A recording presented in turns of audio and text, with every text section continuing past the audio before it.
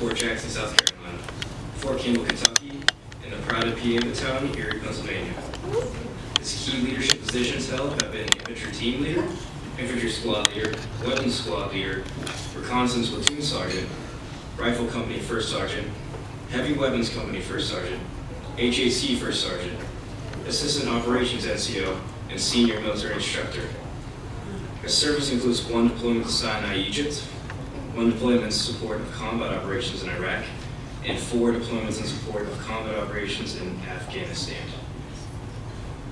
Master Sergeant Dekaye's awards include the Bronze Star Medal, 2nd Award, the Meritorious Service Medal, the Army Commendation Medal, 5th Award, the Army Achievement Medal, 2nd Award, Army Good Conduct Medal, 6th Award, National Defense Service Medal, Afghan Campaign Medal, 5 Combat Stars, the Iraq Campaign Medal, 1 Combat Star, the Global War on Terrorism Expeditionary Medal, the Global War on Terrorism Service Medal, the Humanitarian Service Medal, the NCO Professional Development Ribbon with number 3 device, Army Service Ribbon, the Overseas Ribbon with number 3 device, the Valorous Unit Award, the Meritorious Unit Commendation, 4th Award, the ISAF NATO Ribbon with number 3 device, the Multinational Force and Observer Ribbon, the Combat Infantry Badge, the Expert Infantry Badge, the Senior Parachutist Badge, Pathfinder Badge, Drill Sergeant Badge,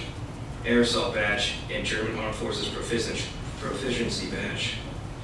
Master Sergeant Dekaye has two sons, Justin and John.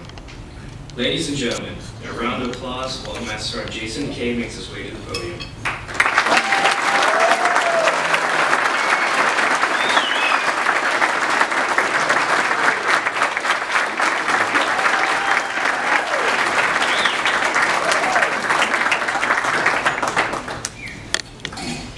Good evening. Cadet Schaefer, thank you for that great introduction. First, I'd like to say welcome to all the school administrators, faculty, friends, cadets, and Cadet to the 2018 Private PA Military Ball. I must say, when I was asked to be the guest speaker for this year's Military Ball, I was very surprised. I asked myself, haven't they heard enough of me over the last 4 years? It's a great honor, and I promise to keep this short so you can all enjoy the best part of the evening. Okay. A long time ago, when I was just a little private first class, right, I went up to my squad leader and asked him, what makes a good leader in the Army? He looked at me with this mean, ugly face. Right? He said, complete your mission, no matter what it is, and take care of your soldiers. He then dropped me for push-ups and said, don't ever come to see me again without your team leader. Unless I come to see you first. I walked away thinking, that's easy, I can do that. Little did I know there was much more than that. No organization talks about leadership, trying to teach its people to become excellent leaders more than the Army. I have known many military leaders that I can possibly count. Most were admirable professionals. Some, unfortunately, didn't live up to the standards that we have the right to expect.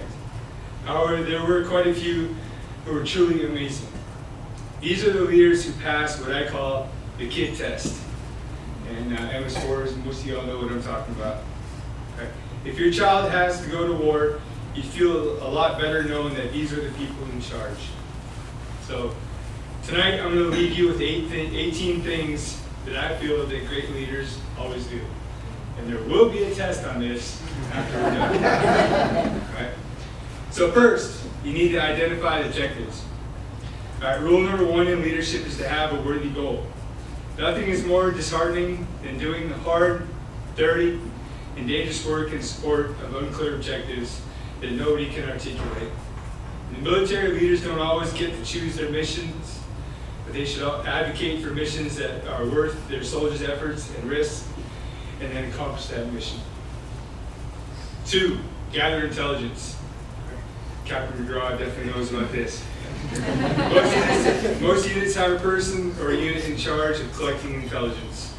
In athletics, we might think of scouting and competition. Regardless, the great leader works to find out what challenges his or her people will face before setting them into action. 3, plan of action. Good planning starts with the objective and works backwards to where you are now. In the Army, we call this backwards planning. It is easy to say, but difficult to do. That is why most leaders choose not to do it. Encourage your team. The team won't believe it succeeded unless its leader believes it. The leader must acknowledge challenges and setbacks, but keep them in perspective. He or she must encourage the soldiers to do their best during challenging times and give praise when they overcome their challenges. Correct the wrong. Leadership isn't about being liked. And some of you all probably don't like me. That's okay. Right? It's about acting in a way that creates respect, which also means holding your soldiers accountable.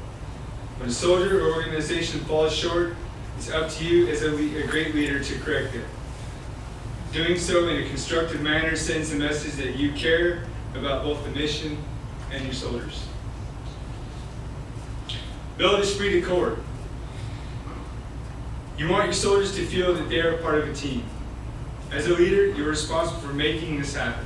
It's been proven that organizations with a high level of esprit de corps are more proficient and are more motivated to do their job. Remember, there is nothing worse for a soldier to be a part of an organization, but yet not feel a part of that organization. Mentor your soldiers. You must offer mentorship and opportunities for them to grow. Give them feedback and point them in the direction of success instead of failure. Being a true leader means thinking long-term and committing to your soldiers, even after they have moved on their career. Exercise your body in true spirit of Captain McGraw. If you haven't served in the military, you've seen the Hollywood version of soldiers working out together, running in formation, calling out cadence. Routine military workouts are not going to turn soldiers into superstars athletes, but they do set the tone and prepare them for their mission. It is very hard to get a great leader if you do not keep yourself in good physical condition. Communicate effectively. As a leader, your words are among the most important of your tools. If you are not communicating well, you are failing. If your team doesn't know their ultimate goal, or if they don't have a good understanding of the plan, you're probably doing something wrong as a leader. Fix it. Sacrifice is necessary. When it's cold, or wet, or dangerous, soldiers want to know that their leader isn't asking them to do anything he or she would not do themselves. This is a universal leadership principle. If you're telling your team member that they have to work weekends, you better be willing to share the pain with them. Review and adapt. As a leader, you don't just set a goal, devise a plan, and give an order and sit back. Instead, it's up to you to check progress continually. If things aren't working, figure out why and make a change. Admit mistakes. The Army is a learning organization. If you make a mistake, it's okay. I've made plenty of them. We learn from our mistakes. Figure out what went wrong and fix it. If your team makes a mistake, as a leader, it is your mistake. The buck stops with you. Take responsibility, embrace it, and fix it. Remember, don't expect what you don't inspect. Check the small things. You as a leader can't possibly check everything. So instead, create a culture that suggests that you could wind up checking just about anything. It is the small things that will always end up creating issues. Check the small things and spot check the big ones, and you will be successful. Find a reason to praise.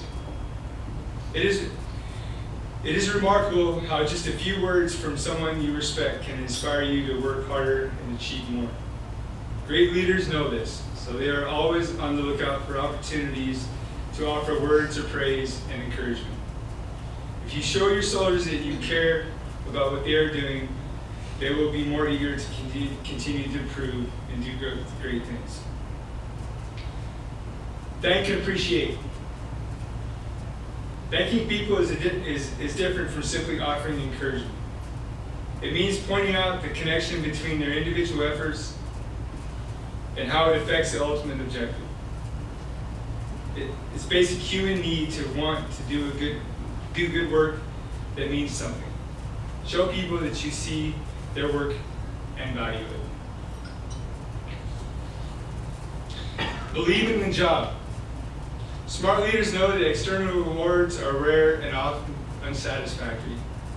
Medals and thanks are simply not enough to justify the orders of war. Similarly, money alone is rarely enough to make happy after working hard. Thus, if your work is not its own reward, you will probably never be truly happy.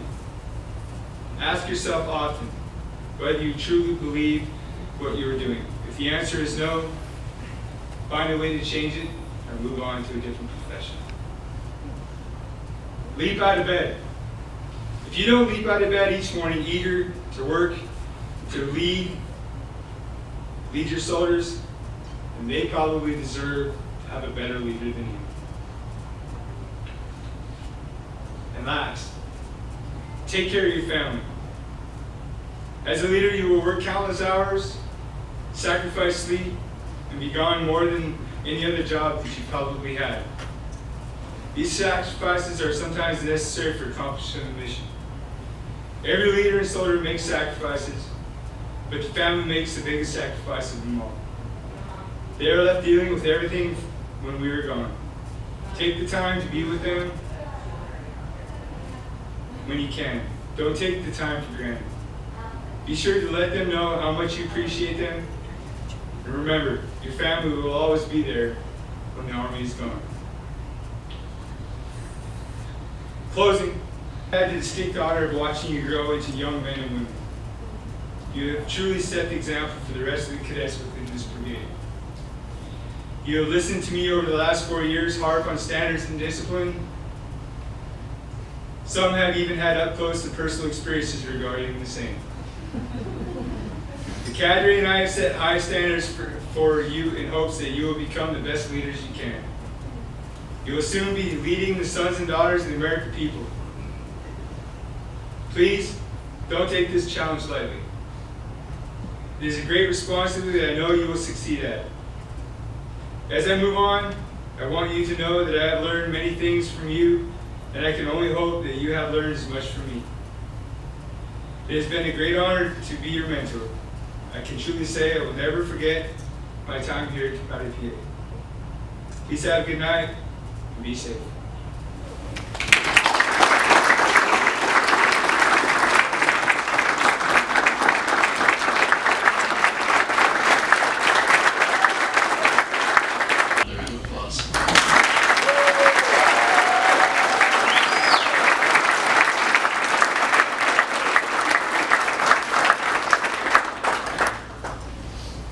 Distinguished guests, university faculty, friends, cadre, and cadets, I would like to welcome you to our Cadet PA Battalion Army ROTC Military Ball. Before we make some memories tonight, I would like to share with you a couple things I've learned through my ROTC experience. 1, the importance of ROTC. Why do you think the Army has ROTC? Diversity. ROTC creates diverse leaders. If there were no ROTC programs, we would have cookie-cutter leaders from military academies that all have very similar ways of attacking a problem. No offense to my military West Point graduates over there. Think of all the knowledge that everyone possesses here today. Majors from all over the spectrum: criminal justice, history, sports and exercise science, intelligence, and nursing, to name a few. Think about all the different backgrounds that you come from.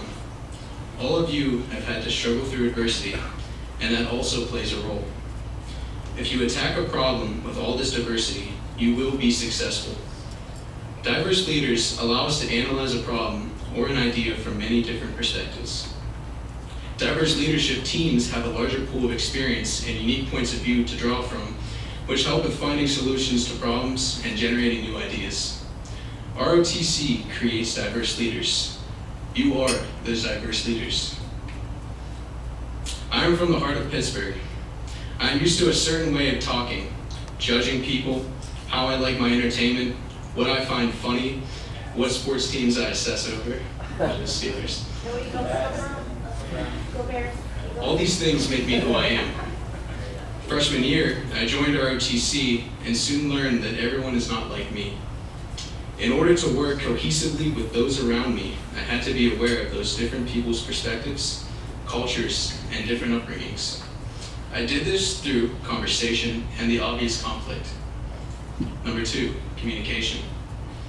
Being an effective communicator not only involves hearing what others say, but understanding it. Active listening is key to being an effective communicator. Anyone can hold a conversation, but that conversation should have depth and meaning. You must know the cadets around you, know the obstacles and distractions that are hindering their development, because that hinders our progress, as well as their strengths and abilities that can aid in the success of our objectives. I can remember one experience in particular when I used communication in both a positive and negative way. It was within my first couple of weeks of taking command of our battalion that I realized this. I set my first priority as fundraising. I knew that in order for us to have a successful year, we would need the monetary capabilities to do so. I set out the guidance that we needed to come up with new and innovative fundraiser ideas, to think outside the box, and try things we had never tried before. At first, everyone did not know what I expected, and while I gave clear commander's intent, that alone wasn't enough. Part of communication is adapting. You must adapt your way of speaking during conversation based on a person's body language. If you do not do this, the conversation can become awkward or just drawn out. So I applied this concept to my fundraising objective. While I gave my intent, I needed to communicate what exactly I expected through an example. So I developed the Master Barber's fundraiser.